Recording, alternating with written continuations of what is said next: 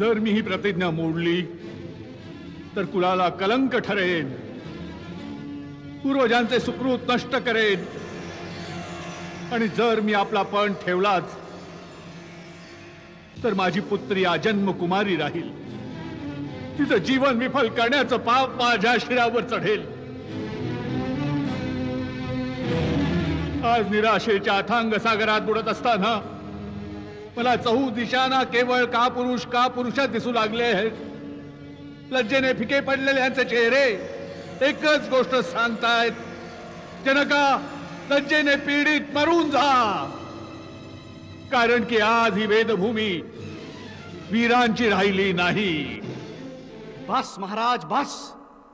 इतकी लज्जास्पद आणि अनुचित गोष्ट बोलण्या अगोदर आपल्याला हे आठवलं नाही की या सभेत सूर्यवंशी रघुकुलनंदन श्रीरामही बसले आहेत.